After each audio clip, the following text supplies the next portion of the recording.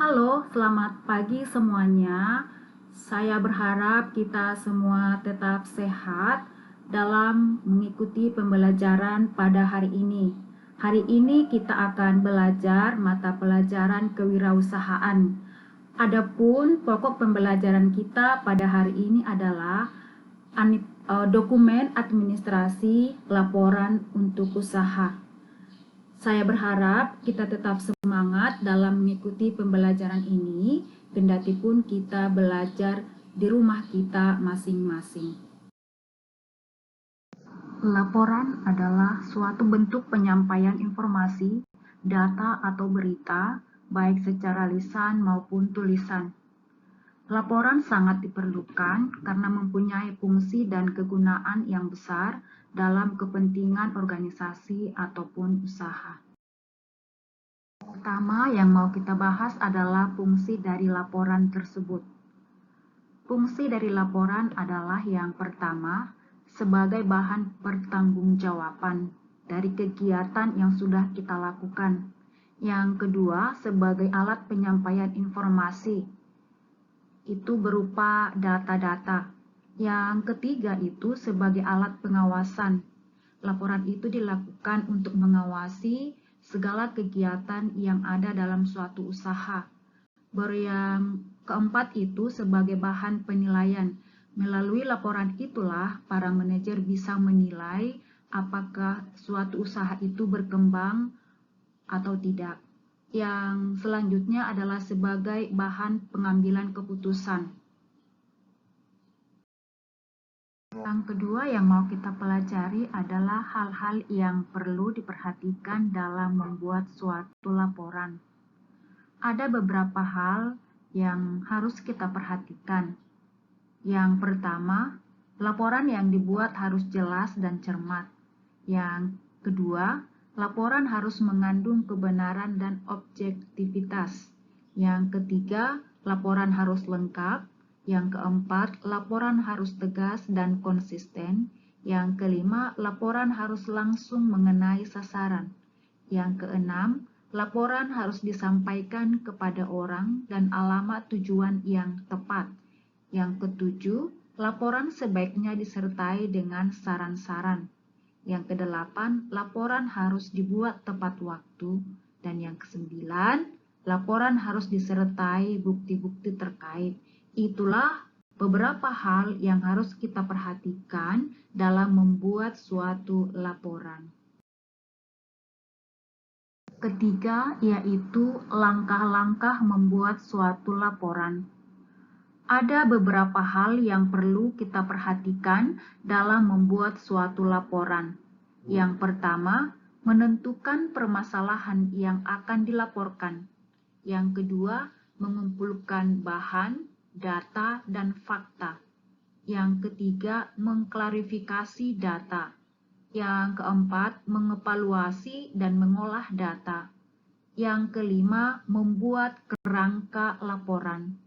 Itulah langkah-langkah dalam membuat suatu laporan. Yang keempat yaitu kerangka laporan. Jika Anda ingin membuat laporan untuk usaha, format kerangka dalam membuat laporan secara umum adalah sebagai berikut. Yang pertama yaitu pendahuluan. Pendahuluan ini berisi maksud dan tujuan dari laporan tersebut.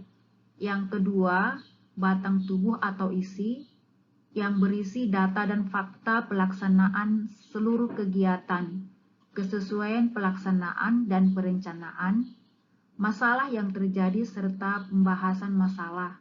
Yang ketiga itu lampiran pendukung ataupun portofolio yang berisi keterangan tambahan terkait laporan yang sudah dibuat. Pokok pembahasan yang kelima adalah jenis-jenis laporan. Jenis-jenis laporan dikategorikan berdasarkan waktu, bentuk, penyampaian, sifat, dan isi. Laporan tersebut adalah sebagai berikut. Yang pertama itu laporan berdasarkan waktu. Laporan ini dibuat secara periodik atau rutin dalam jangka waktu tertentu, misalnya harian, mingguan, bulanan, ataupun tahunan. Contoh laporannya ini seperti contoh laporan kehadiran karyawan setiap bulan. Yang kedua adalah laporan insidental. Laporan insidental merupakan laporan yang dibuat jika diperlukan. Contohnya, laporan pertanggungjawaban atas suatu kejadian. Yang selanjutnya, laporan berdasarkan bentuk. Laporan berbentuk surat. Laporan yang dibuat secara tertulis dalam bentuk surat yang isinya 1-4 halaman. Contohnya, laporan jumlah peserta didik yang keluar dari suatu sekolah. Laporan yang kedua adalah laporan berbentuk naskah. Laporan ini adalah laporan yang disampaikan dalam bentuk narasi seperti cerita, baik naskah pendek maupun panjang. Contohnya laporan kegiatan kepanitiaan atau notulen rapat. Yang ketiga, laporan berbentuk memo. Laporan yang berbentuk memo adalah laporan yang ditulis secara singkat. Umumnya berisi laporan yang ditulis secara singkat dan biasanya untuk keperluan internal yang dilakukan pejabat atau pimpinan. C. Laporan berdasarkan penyampaian. Laporan lisan adalah laporan yang disampaikan secara langsung. Yang kedua, laporan tertulis adalah laporan yang disampaikan secara tertulis. Contohnya surat, naskah, dan memo. Yang ketiga, laporan visual adalah laporan yang disampaikan melalui penglihatan. Contohnya, laporan dengan menggunakan media presentasi. Laporan berdasarkan sifat.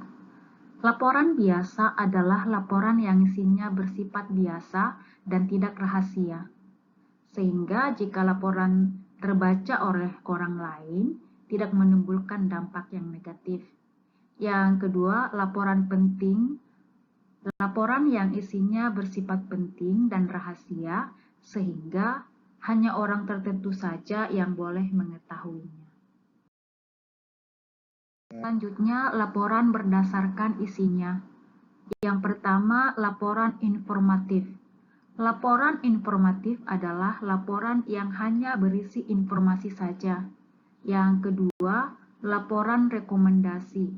Laporan rekomendasi adalah laporan yang isinya bersifat penilaian sekilas tanpa adanya pembahasan lebih lanjut. Yang ketiga, laporan kelayakan.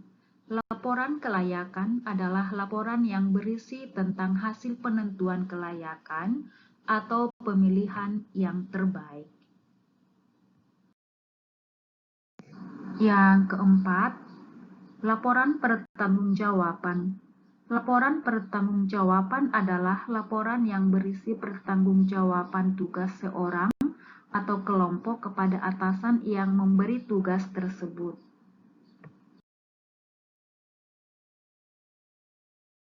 Yang selanjutnya adalah contoh laporan usaha. Di sini ada contoh laporan hasil usaha angklung boneka bambu. Nah, inilah bentuk laporannya. Yang pertama itu hal-hal yang harus kita lakukan atau yang kamu lakukan adalah membuat latar belakang. Artinya apa yang melatar belakangi usahamu tersebut. Yang kedua, bagaimana dengan pemasaran? Ya, dan pemasaran itu terdiri dari produk dan tempat. Yang termasuk pada bagian pemasaran itu yaitu harga. Nah, nanti kamu cantumkan berapa harga dari usaha ataupun barang yang mau kamu pasarkan. Yang selanjutnya itu bagaimana dengan promosi. Yang selanjutnya, yang ketiga adalah personalia dan pembagian tugas. Nah, bagaimana dalam suatu usaha itu apakah ada pembagian tugas? Yang selanjutnya itu produksi. Nah, produksi apa yang kamu pilih? Dan yang selanjutnya itu pengelolaan keuangan. Dalam pengelolaan keuangan ini tentu kamu harus memiliki modal awal. Berapa modal awal yang kamu butuhkan?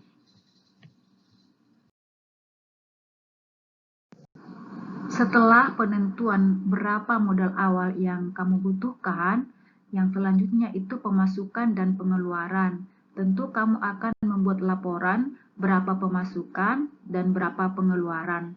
Sehingga dengan itu, selisih antara pendapatan dan pengeluaran itu disebut menjadi saldo, ya, saldo keuangan. Dan selanjutnya itu ada lampiran yang terdiri dari kwitansi belanja, catatan pengeluaran, dan juga catatan pemasukan.